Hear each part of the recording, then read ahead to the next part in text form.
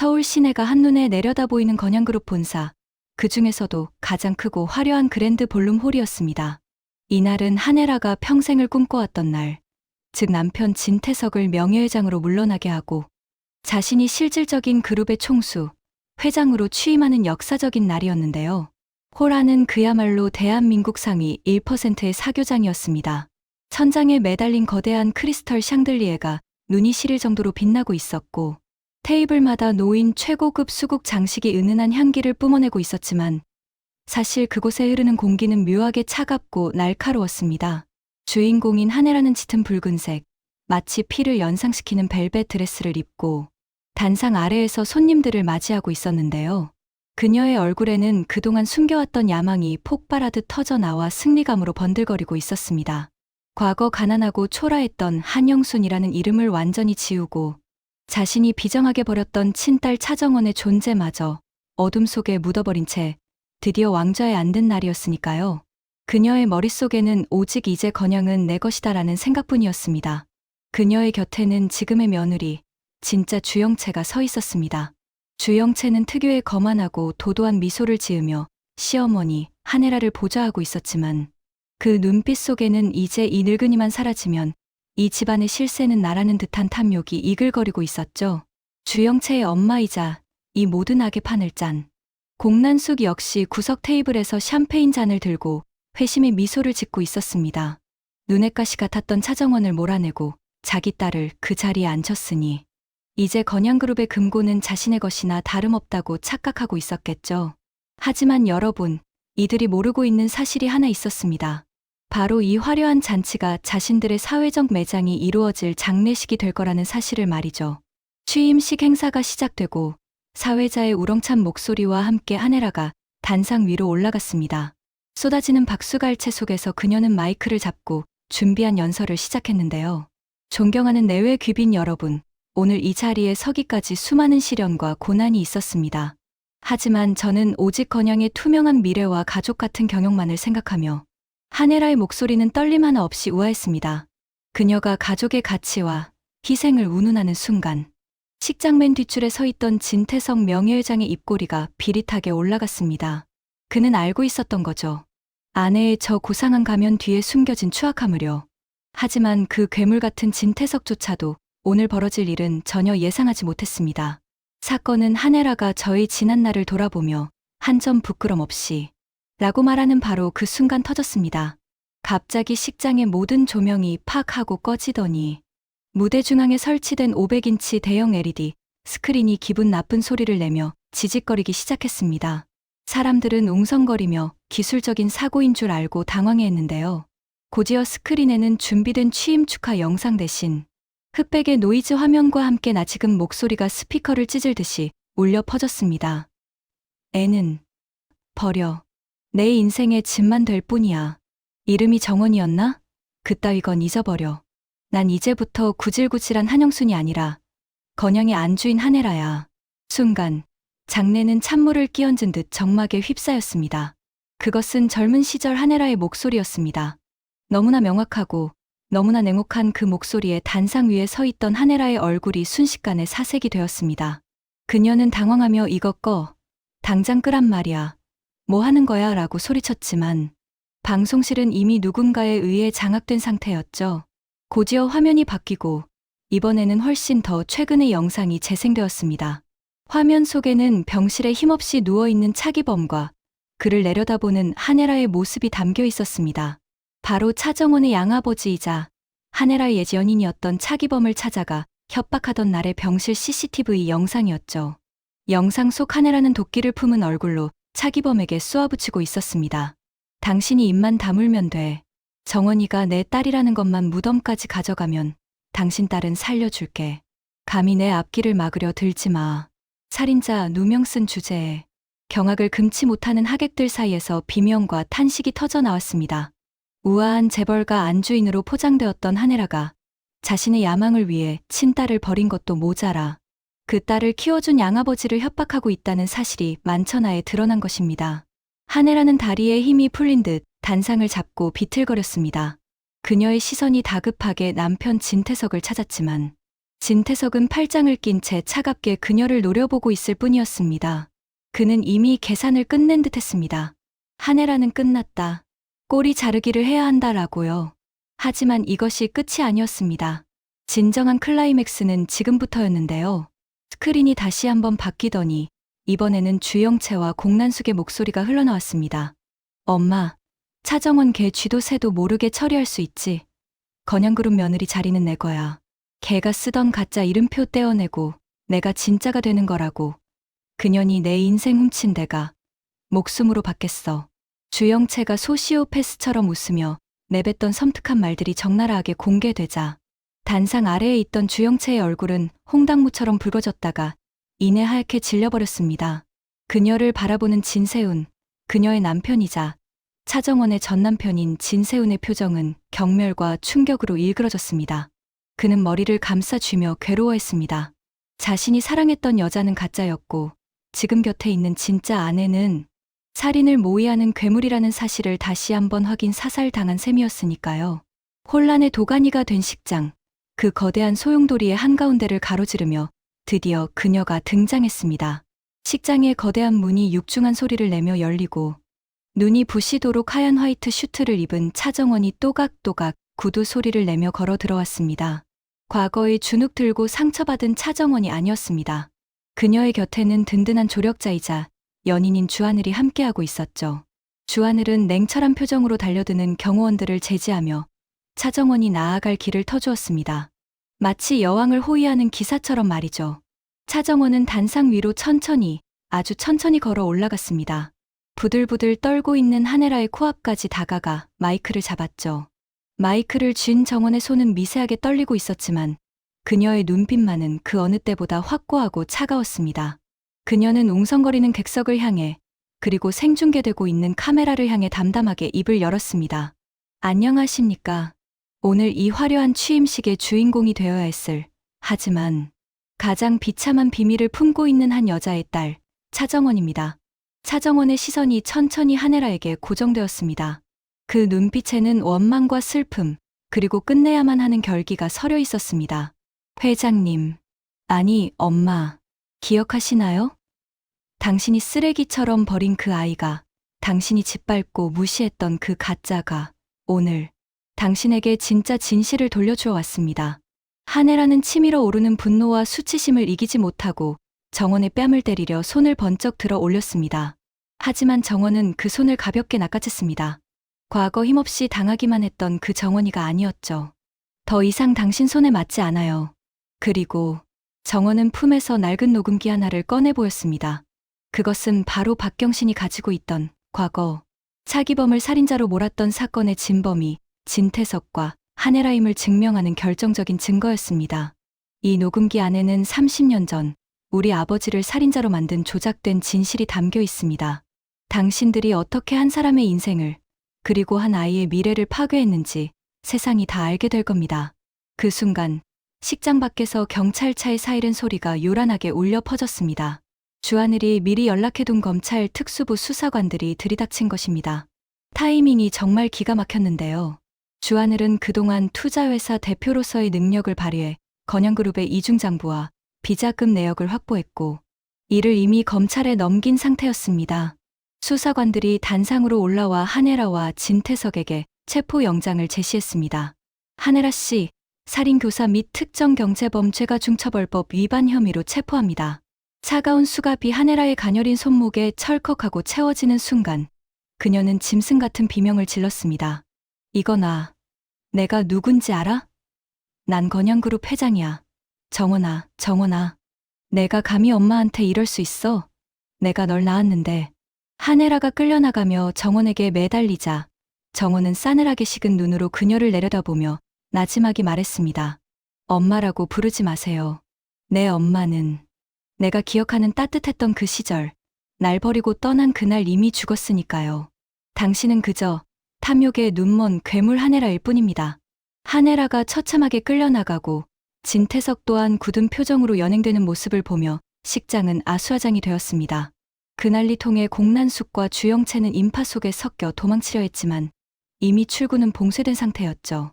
주영채는 바닥에 주저앉아 엉엉 울기 시작했고, 공난숙은 누군가에게 전화를 걸며 고래고래 소리를 질렀지만 아무도 그녀를 도와주지 않았습니다. 그야말로 악인들의 파티가 생지옥으로 변하는 순간이었습니다. 하지만 여러분, 이 장면에서 우리가 정말 주목해야 할 것은 통쾌함 뒤에 찾아오는 차정원의 표정이었습니다. 모든 것이 끝난 단상 위, 텅 빈 무대에 남겨진 차정원은 승리자의 미소가 아닌 금방이라도 부서질 듯한 슬픈 얼굴을 하고 있었습니다.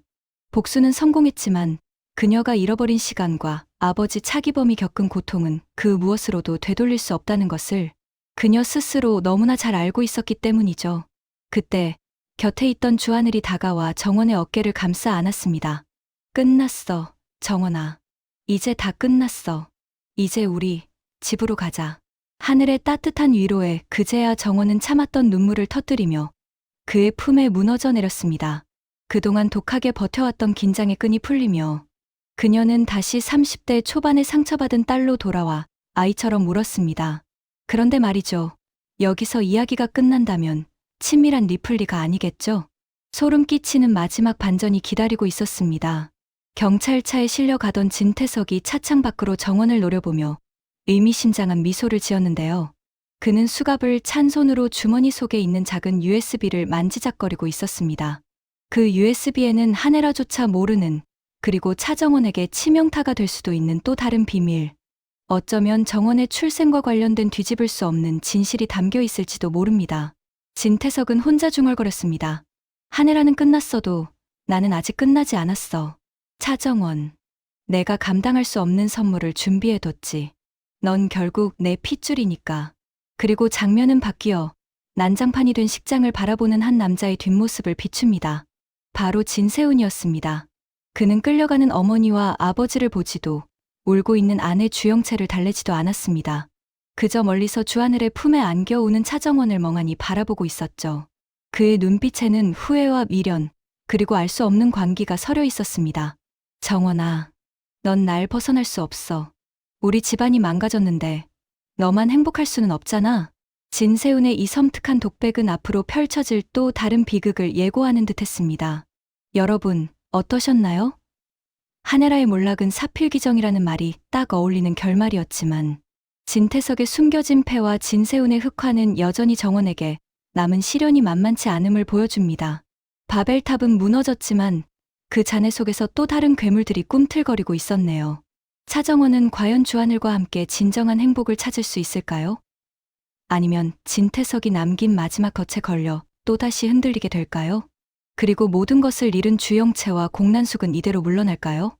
믿음이 깨지는 소리는 유리잔이 깨지는 소리보다 훨씬 더 날카롭고 치명적입니다. 이야기는 하네라와 진태석이 구속된 직후 텅 비어버린 건양그룹의 본가 저택에서 시작됩니다. 주인 잃은 왕국은 을씨년스럽기 짝이 없었는데요. 그 넓은 거실 한가운데 마치 유령처럼 앉아있는 한 남자가 있었습니다. 바로 진세훈입니다. 그는 며칠째 면도도 하지 않은 까칠한 얼굴로 아버지가 연행되기 직전 변호사를 통해 건네준 작은 USB를 손에 쥐고 만지작거리고 있었습니다. 그의 눈빛은 더 이상 우리가 알던 우유부단한 재벌 3세의 것이 아니었습니다. 사랑했던 여자에게 배신당하고 어머니의 추악한 과거를 목격하고 아버지마저 감옥에 보낸 남자의 눈에는 깊은 허무와 함께 섬뜩한 도끼가 서려 있었죠. 그때 현관문이 콱 열리며 익숙한 소음이 들이닥쳤습니다. 바로 공난숙과 주영채 모녀였습니다. 취임식장에서 도망쳤던 그들은 갈 곳이 없어지자 뻔뻔하게도 다시 이 집으로 기어들어 온 것이었죠. 아이고, 세훈서방, 자네가 여기 있었네? 이게 무슨 날벼락이야. 우리 이제 어떡하나? 내 사돈어른 백 믿고 주식에 다 털어넣었는데. 공난숙이 바닥을 치며 통곡했고 주영채는 눈치가 보이는지 세훈의 눈치를 살피며 슬금슬금 다가왔습니다. 세훈 씨, 우리 이혼은 안 할 거지? 나 갈 데 없어. 엄마 카드도 다 정지됐단 말이야. 진세훈은 천천히 고개를 들어 두 여자를 바라보았습니다. 예전 같았으면 짜증을 내거나 자리를 피했을 그였지만 이번엔 달랐습니다. 그는 아주 차분하게 그리고 낮게 깔린 목소리로 말했습니다. 황 실장. 그러자 어둠 속에서 건양그룹의 해결사 황 실장이 건장한 경호원들을 대동하고 나타났습니다. 진태석의 신복이었던 그가 이제 진세훈의 뒤에 서 있는 겁니다. 권력의 추가 이동했다는 뜻이죠. 내다 버려. 세훈의 짧은 한마디에 경호원들이 달려들어 공란숙과 주영채를 짐짝처럼 들어 올렸습니다. 뭐야? 이거 안 놔? 내가 이 집 장모야. 세훈아, 여보. 주영채가 발버둥 치며 소리쳤습니다. 세훈 씨, 나 임신했을 수도 있어. 우리 다시 시작하면 되잖아. 야, 차정원. 아니, 가짜 때문에 이러는 거야?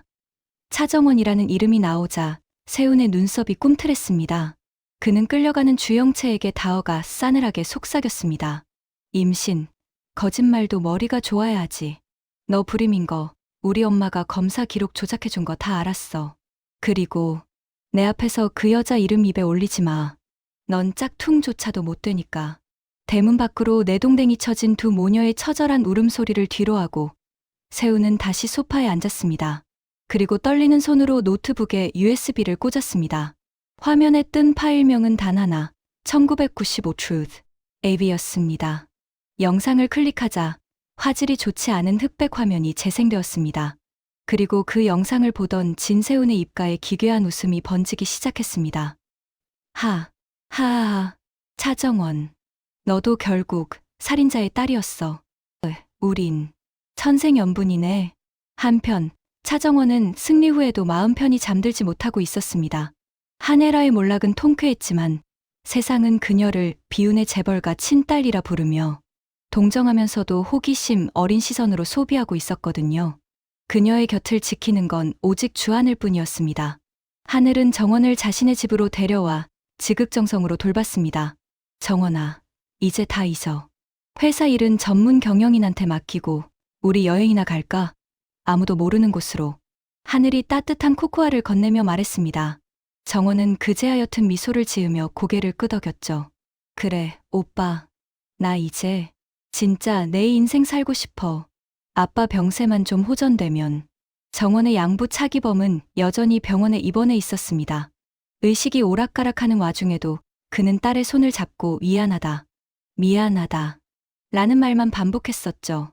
정원은 그저 자신이 겪은 고초 때문에 아빠가 마음 아파서 그런 거라고 생각했습니다. 그때까지는요. 평화는 오래가지 않았습니다. 정원의 핸드폰이 울렸습니다. 발신자는 진세훈.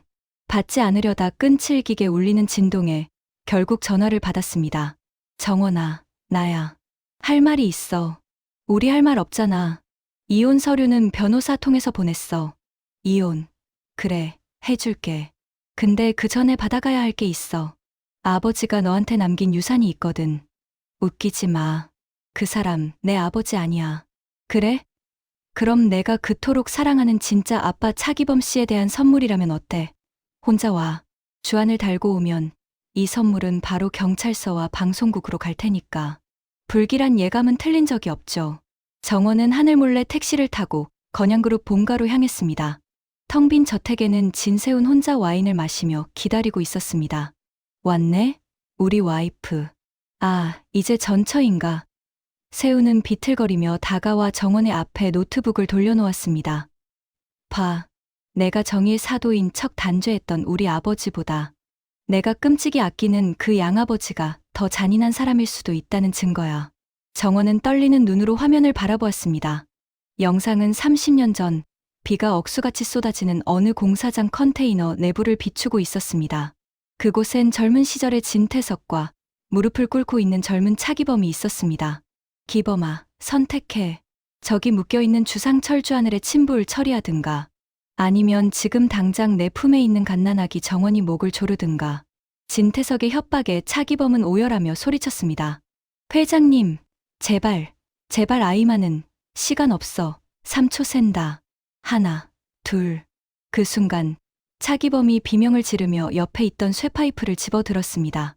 그리고 화면 밖으로 묶여있던 주상철에게 달려들었습니다.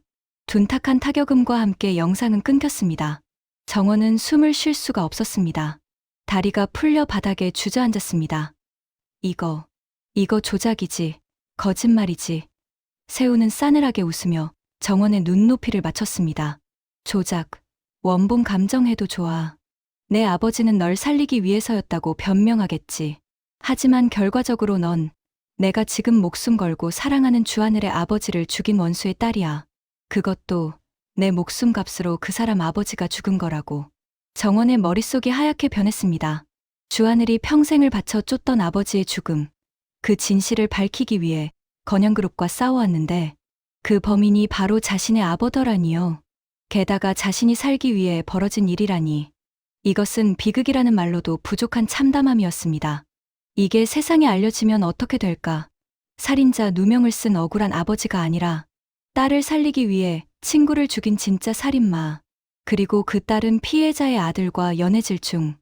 세상 사람들이 얼마나 재미있어 할까? 주하늘은 널 용서할 수 있을까? 세훈이 정원의 턱을 잡아 올리며 속삭였습니다. 선택해, 정원아. 나한테 돌아와.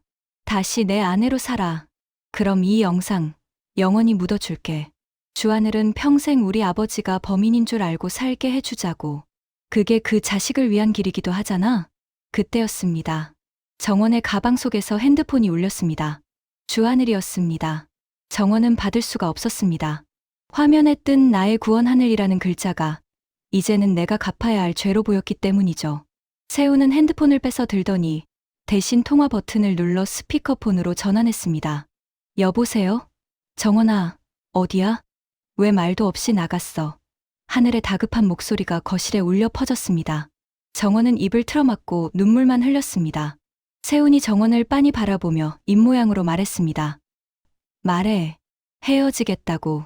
정원은 고개를 저었지만 세훈은 핸드폰을 영상 속 차기범의 얼굴이 나온 화면 가까이 가져다 대는 신용을 했습니다. 결국 정원은 떨리는 목소리로 입을 열었습니다. 하늘씨, 정원아, 너 괜찮아? 목소리가 왜 그래? 우리 그만해요. 뭐, 갑자기 그게 무슨 소리야? 나 사실 힘들어요. 복수도 지겹고 당신 옆에 있으면 자꾸 그 끔찍한 과거가 떠올라서 못 견디겠어. 그냥 다 잊고 싶어. 건양그룹 며느리로 살 때가 차라리 편했던 것 같아. 마음에도 없는 모진 말을 내뱉는 정원의 가슴은 갈갈이 찢겨나갔습니다. 전화기 너머로 긴 침묵이 흘렀습니다. 차정원, 너 지금 어디야? 누구랑 있어? 하늘의 목소리가 낮게 가라앉았습니다. 그는 직감적으로 정원이 위기에 처했다는 걸 눈치챈 것이었죠. 하지만 정원은 전화를 끊어버릴 수밖에 없었습니다. 잘했어. 세훈이 만족스러운 듯 미소 지으며 정원의 머리카락을 쓰다듬었습니다. 이제 넌 공범이야. 진실을 덮은 공범. 환영해, 지옥으로. 정원은 멍하니 창밖을 바라보았습니다. 창밖에는 억수같이 비가 쏟아지고 있었습니다. 마치 30년 전 그날 밤처럼요. 그녀는 이제 알게 되었습니다. 하네라라는 거대한 산을 넘었더니 이제는 운명이라는 더 잔혹한 낭떠러지가 기다리고 있다는 것을요. 자신이 사랑하는 두 남자, 키워준 아버지와 사랑하는 연인이 살인이라는 끈으로 묶여버린 이 상황에서 그녀는 과연 어떤 선택을 해야 할까요? 그 시각 빗속을 뚫고 주하늘의 차가 건양그룹 본가를 향해 미친 듯이 질주하고 있었습니다. 그의 조수석에는 낡은 서류 봉투 하나가 놓여 있었는데요. 그 봉투 겉면에는 차기범 사건 목격자 진술서 조미양이라고 적혀 있었습니다. 하늘은 이미 알고 있었던 걸까요? 아니면 또 다른 진실을 향해 가고 있는 걸까요? 거짓말은 전력 질주할 수 있지만 진실은 마라톤을 합니다. 결국 결승선에 먼저 도착하는 것은 숨을 헐떡이며 포기하지 않고 걸어온 진실이죠. 차정원의 양아버지, 차기범이 주하늘의 친아버지를 해쳤다는 그 잔혹한 영상. 과연 차정원과 주하늘의 사랑은 이 비극적인 운명 앞에서 무너지고 말까요? 오늘은 그 모든 의문이 풀리는 대망의 완결편. 테마 3 새벽이 오기 전 에피소드를 들려드리겠습니다. 자, 폭풍우가 몰아치던 그날 밤의 건양그룹 저택, 그 숨막히는 거실로 다시 한번 들어가 보시죠. 차정원 30대 초반은 얼어붙은 채 노트북 화면 속의 끔찍한 장면을 멍하니 바라보고 있었습니다. 영상 속에서 양아버지 차기범은 주하늘의 아버지를 향해 쇠파이프를 휘두르고 있었습니다. 진세훈은 승리감에 도취하여 와인잔을 흔들며 정원의 절망을 즐기고 있었죠. 어때? 이제 알겠지? 너랑 주하늘은 절대로 이어질 수 없는 악연이야. 로미오와 줄리엣? 아니, 그보다 더 추잡한 가해자의 딸과 피해자의 아들일 뿐이라고. 세훈의 말이 비수처럼 정원의 가슴을 후벼 팠습니다. 그녀는 사랑하는 남자의 아버지를 자신의 아버지가 죽였다는 죄책감에 숨조차 제대로 쉴 수 없었습니다. 그때였습니다. 쾅! 육중한 현관문이 부서질 듯 열리며 비에 젖은 주하늘이 들이닥쳤습니다. 경호원들이 그를 막으려 했지만 하늘의 눈빛에 서린 살기에 눌려 주춤거릴 뿐이었습니다. 하늘은 거실로 성큼성큼 걸어 들어와 소파에 위태롭게 앉아있는 정원을 발견하고는 안도의 한숨을 내쉬었습니다. 하지만 곧바로 정원의 창백한 얼굴과 노트북 화면을 보고 상황을 파악했죠. 진세훈. 하늘의 목소리는 낮고 무거웠습니다. 결국 밑바닥까지 보이는구나. 진세훈은 비릿한 웃음을 흘리며 노트북 화면을 하늘 쪽으로 돌렸습니다. 어서 와, 주하늘 대표. 마침 재미있는 걸 보고 있었어. 내가 평생 찾아 헤매던 아버지 죽음의 진실, 여기 다 있네? 범인이 누군지 봐. 바로 내가 목숨 걸고 지키려는 그 여자의 애비야. 하늘은 화면을 흘끗 보고는 피식 웃음을 터뜨렸습니다. 예상외의 반응에 세훈의 표정이 일그러졌습니다. 뭐야? 미쳤어. 지금 웃음이 나와? 하늘은 품 안에서 젖은 서류. 봉투 하나를 꺼내 테이블 위에 던졌습니다. 지난 편에서 그가 조수석에 싣고 왔던 차기범 사건 목격자 진술서 조미양 봉투였습니다. 진세훈, 너야말로 참 불쌍하구나. 진태석 회장이 너한테 보여준 게 딱 거기까지니? 아버지가 아들을 장기말 취급하는 건 예나 지금이나 똑같네. 하늘은 정원에게 다가가 그녀의 떨리는 어깨를 감싸 안았습니다. 정원은 죄책감에 고개를 들지 못하고 그를 밀어내려 했지만 하늘은 그녀를 더욱 꽉 끌어안았습니다. 정원아, 듣지 마. 저건 반쪽짜리 진실이야. 아니, 조작된 거짓말이야. 정원이 눈물 고인 눈으로 하늘을 올려다보았습니다. 하지만 영상이 아빠가 그래, 차기범 아저씨가 휘두른 건 맞아. 하지만 그건 널 살리기 위한 연극이었어. 하늘은 세훈을 노려보며 말을 이었습니다. 진세훈, 그 영상의 다음 장면, 내 아버지가 지웠지. 내가 보여줄게. 진짜 진실을. 하늘이 자신의 휴대폰을 꺼내 TV와 연결했습니다. 화면에는 조미양 50대 중반이 병상에서 남긴 증언 영상이 재생되었습니다. 그녀는 과거 주상철 사건의 현장에 있었던 유일한 목격자 중 한 명이었습니다. 영상 속 조미양은 산소호흡기를 낀 채 힘겹게 입을 열었습니다. 그날 차기범 씨는 진태석의 협박 때문에 어쩔 수 없이 쇠파이프를 들었습니다. 갓난아기였던 정원이 목에 칼이 겨누어져 있었으니까요. 하지만 기범 씨는 일부러 빗맞췄습니다. 주상철 씨를 기절만 시키려고 어깨 쪽을 내리쳤어요. 상철 씨도 그걸 알고 눈빛을 교환했고 쓰러지는 척했습니다. 진세훈의 눈동자가 흔들리기 시작했습니다. 거짓말. 거짓말이야. 조미양의 증언은 계속되었습니다. 기범 씨가 정원이를 안고 도망친 직후 쓰러져 있던 주상철 씨가 일어나려고 했습니다. 그런데 그때 진태석이 들어왔어요. 그리고 자기 손으로 직접 돌을 들어서 영상은 거기서 끝났습니다. 침묵이 거실을 지배했습니다. 차기범은 살인자가 아니었습니다. 그는 딸을 살리기 위해 살인자 누명을 쓰는 길을 택했고 진태석은 자신의 손에 묻은 피를 친구에게 뒤집어 씌운 것이었습니다. 하늘이 굳어버린 세훈에게 다가가 쐐기를 박았습니다. 내 아버지는 널 믿지 않았어. 내가 진실을 알면 감당 못할 거라 생각해서 차기범을 살인마로 둔갑시킨 편집본을 준 거야. 넌 끝까지 아버지한테 이용당한 거라고. 진세훈은 망연자실한 표정으로 뒤로 물러났습니다. 아니야. 아버지가 나한테 그럴 리 없어. 내가 건영의 후계자인데. 그는 손에 쥐고 있던 USB를 바닥에 패대기 쳤습니다. 그것은 마치 그의 무너진 자존심처럼 산산조각이 났습니다. 그는 미친 사람처럼 웃다가 울기를 반복했습니다. 차정원을 잡기 위해 던진 최후의 승부수가 결국 자신의 아버지가 살인마라는 사실을 확인하는 부메랑이 되어 돌아온 셈이니까요. 나가. 세훈이 힘없는 목소리로 중얼거렸습니다. 다 나가. 꺼져버려. 그가 테이블을 엎으며 발광하기 시작했습니다. 그 모습은 더 이상 재벌가 후계자가 아닌 길 잃은 어린아이의 투정처럼 처량해 보였습니다. 하늘은 정원의 손을 잡고 그 지옥 같은 저택을 빠져나왔습니다. 밖에는 여전히 비가 내리고 있었지만 두 사람을 감싸는 공기는 이전과는 달랐습니다. 차갑고 무거운 족쇄가 풀린 느낌이었죠. 정원은 빗속에서 멈춰서서 하늘을 바라보았습니다. 오빠, 다 알고 있었어? 우리 아빠가 범인이 아니라는 거. 하늘은 젖은 정원의 머리카락을 넘겨주며 따뜻하게 미소 지었습니다. 처음엔 의심했어. 하지만 아저씨를 면회 갔을 때 알았어. 그분 눈빛은 살인자의 눈이 아니었으니까. 그리고 끝까지 포기하지 않고 조사했어. 널 위해서가 아니라 진실을 위해서. 정원은 그제야 참았던 울음을 터뜨리며 하늘의 품에 안겼습니다. 고마워. 정말 고마워. 두 사람은 빗속에서 서로를 부둥켜 안고 오랫동안 울었습니다. 그것은 슬픔의 눈물이 아니라 긴 악몽에서 깨어난 안도의 눈물이었습니다. 시간이 흘러 계절이 두 번 바뀌었습니다. 건양그룹은 공중분해되었습니다. 진태석과 한혜라의 온갖 비리가 드러나면서 그룹은 해체 수순을 밟았고 전문 경영인 체제로 전환되었습니다. 한혜라는 구치소 독방에 수감되었습니다. 그녀는 여전히 자신이 회장이라고 착각하며 교도관들에게 내 비서 불러와 이 옷 소재가 왜 이래 라며 소리를 지른다고 합니다. 면회 온 사람은 아무도 없었습니다. 그녀가 버린 딸 정원도, 그녀가 이용했던 아들 세운도 그녀를 찾지 않았습니다.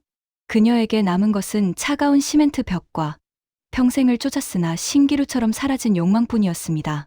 진세우는 해외로 떠났다는 소문만 무성했습니다. 정신병원에 입원했다는 이야기도 있고 이름 없는 시골에서 폐인처럼 지낸다는 말도 있었지만 확실한 건 그가 다시는 정원의 앞에 나타나지 못할 거라는 사실이었습니다. 그는 스스로 만든 감옥에 갇혀버렸으니까요. 주영채와 공난숙은 빈털터리가 되어 거리를 전전했습니다. 사채업자들에게 쫓기며 하루하루를 공포 속에 살아가게 되었죠. 남의 인생을 훔치려 했던 대가는 너무나 가혹했습니다. 그리고 어느 화창한 봄날, 서울의 한적한 거리의 작은 디자인 스튜디오가 문을 열었습니다. 간판에는 H.A.L. Garden이라는 이름이 소박하게 적혀 있었는데요. 쇼윈도 안에는 화려하진 않지만 보는 사람을 편안하게 만드는 따뜻한 색감의 옷들이 진열되어 있었습니다. 가게 안에서 분주하게 움직이는 사람은 바로 차정원이었습니다. 그녀는 더 이상 명품으로 치장한 주영채가 아니었습니다. 편안한 셔츠에 청바지를 입고 줄자를 목에 건 그녀의 모습은 그 어느 때보다 빛나 보였습니다. 사장님, 주문 들어온 원단 도착했는데요. 직원의 말에 정원이 환하게 웃으며 고개를 돌렸습니다. 그때 딸랑거리는 종소리와 함께 누군가 들어왔습니다. 어서 오세. 정원의 눈이 휘둥그레졌습니다. 양손 가득 꽃다발과 케이크를 든 주하늘이 서 있었기 때문이죠. 개업 축하합니다. 차정원 대표님. 제가 1호 손님 맞죠? 정원이 짐짓 도도한 척 팔짱을 꼈습니다. 예약은 하셨나요? 우리 가게가 좀 핫해서요. 하늘이 웃으며 정원에게 다가와 꽃다발을 안겼습니다. 평생 예약권 끊어놨는데 기억 안 나요? 내 인생 전부를 선불로 냈잖아요. 두 사람은 마주보고 웃음을 터뜨렸습니다. 햇살이 유리창을 통해 들어와 두 사람을 비췄습니다. 가게 한편에는 작은 액자가 하나 놓여 있었습니다. 병색이 완연하지만 편안한 미소를 짓고 있는 차기범과 그 옆에서 활짝 웃고 있는 정원과 하늘이 함께 찍은 사진이었습니다. 차기범은 정원의 누명이 벗겨진 것을 보고 편안하게 눈을 감았습니다. 그는 떠났지만 정원에게 사랑이라는 가장 큰 유산을 남겨주었습니다. 정원은 하늘의 손을 잡고 가게 밖을 바라보았습니다. 거리를 지나는 사람들의 표정이 오늘따라 평화로워 보였습니다. 오빠, 나 이제 진짜 행복해. 누구의 이름도 아닌 그냥 차정원으로 사는 게 이렇게 좋은 건지 몰랐어. 하늘이 정원의 손을 꽉 잡으며 대답했습니다. 내가 행복하면 나도 행복해. 우리 이제 거짓말 같은 거 하지 말고 심심하게 살자. 아주 오래오래. 드라마 친절한 리플리는 이렇게 막을 내립니다. 거짓으로 쌓아올린 성은 결국 무너지고 진실이라는 단단한 땅 위에 지은 작은 오두막만이 태풍을 견뎌낸다는 평범하지만 위대한 진리를 보여주면서 말이죠. 정원은 리플리 증후군이라는 가면을 벗어던지고 스스로를 사랑하는 법을 배웠습니다. 그리고 우리에게도 묻는 것 같네요. 당신은 지금 진짜 당신의 모습으로 살고 있나요? 그동안 드라마 친절한 리플리의 가상 시나리오를 사랑해주신 여러분, 감사합니다. 차정원과 주하늘이 만들어갈 소박하지만 진짜인 내일을 응원하며 저 친절한 리플리는 여기서 물러가겠습니다. 여러분의 삶도 거짓 없는 행복으로 가득하시길 바랍니다. 안녕히 계세요.